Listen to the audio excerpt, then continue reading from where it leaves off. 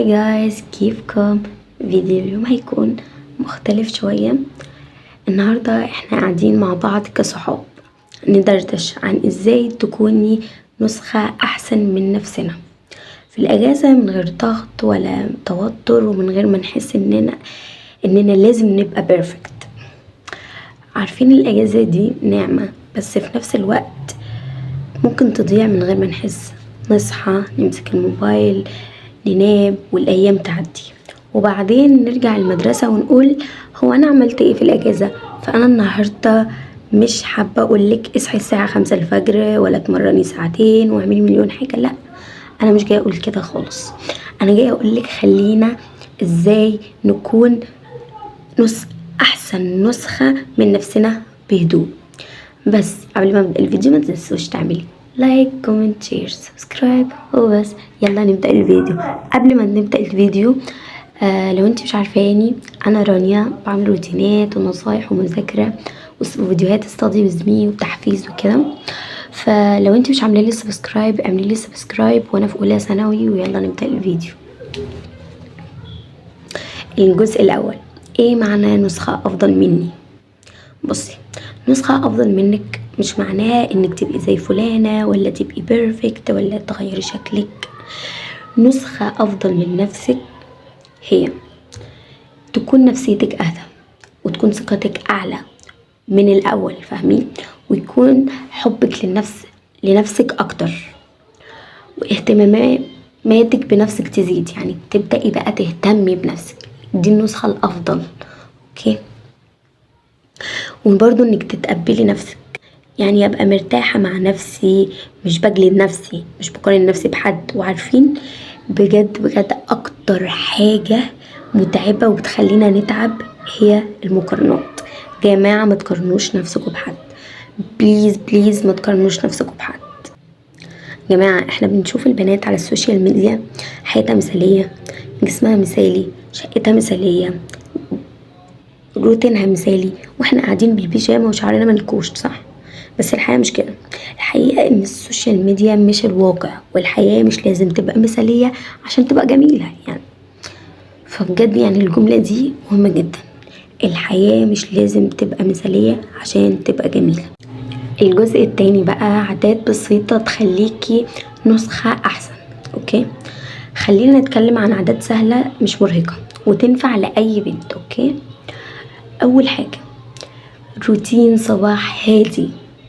مش لازم تصحي بدري، بس لما تصحي اول حاجه هقولك اعمليها ايه. هقولك عاده لازم تعملي اول ما تصحي. اوكي، افتحي الشباك.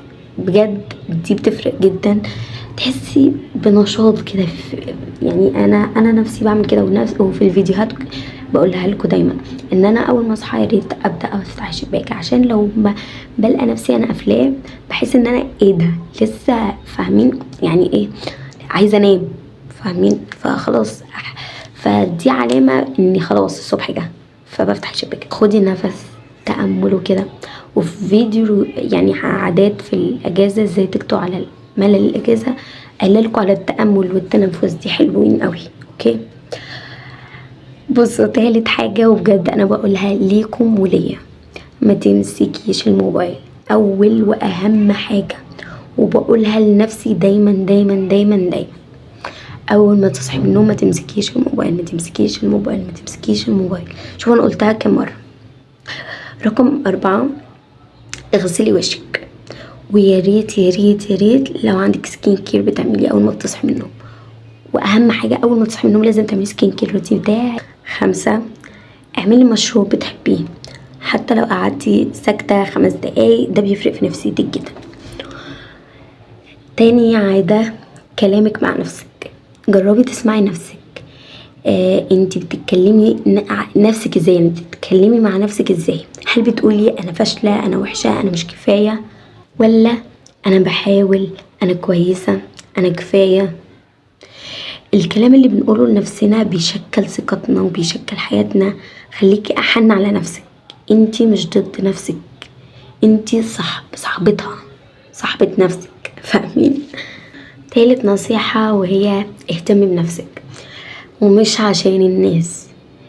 اعملي ماسك اعملي شعرك، روتين بشرة، لبسك، ريحتك تكون حلوة كده. ومش عشان تعجبي حد، عشان تعجبي نفسك. لما تبصي في المراية وتحسي انك حلوة كده، ده احساس جميل جدا وبيفرق في نفسيتك. 4، مساحتك الشخصية. رتبي اوضتك، مكتبك، سريرك، دي مساحتك لازم تكون نظيفة ومرتبة. حطي شمعة، نبات، بوستر، نور دافي. الحاجات الصغيرة دي على فكرة بتفرق جدا في نفسيتك. الجزء الثالث وهي الأجازة من غير تأنيب ضمير.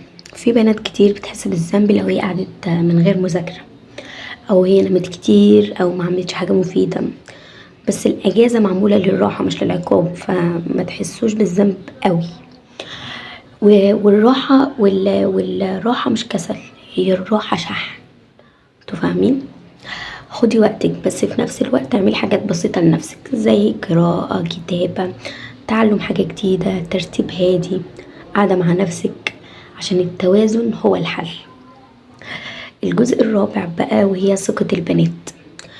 الثقة عامة مش في الشكل، عشان في كتير قوي واخدين ان الثقة بالشكل وبالمظهر وكده. لا، الثقة مش في الشكل، الثقة في طريقة كلامك، في طريقة مشيتك، في احترامك لنفسك، في حدودك. يعني لازم تعملي برضو حد مع حتى لو صحابك لازم يكون في حد ما بينكم. اوكي. البنت الواثقة مش بتجري ورا رضا الناس، مش بتغير نفسها عشان حد، مش بتقلل من نفسها. انتي مش لازم تكوني اجمل واحدة ولا انحف واحدة ولا اذكى واحدة، انتي كفاية زي ما انتي ماشي. الجزء الخامس بقى وهي خطط خفيفة للأجازة. عايزين نعمل خطط كده خفيفة للأجازة، مش عايزين خطط معقدة، خلينا بسيطين سامبل كده. أول حاجة، هدف صغير كل أسبوع. كل أسبوع حط لنفسك هدف، عادة واحدة جديدة. يعني ايه؟ في الخطة اللي انت هتكتبيها شوفي أي عادة واحدة ماشي تكتسبيها في الأسبوع ده. وقت لنفسك، وقت لعيلتك، وقت للراحة، وقت للراحة. قلتلكم الراحة مش كسل، الراحة شحن. ومش لازم نضغط على نفسنا، عشان التغيير الهادي هو اللي بيدوم. والجزء الأخير بقى وهي رسالة ليكي.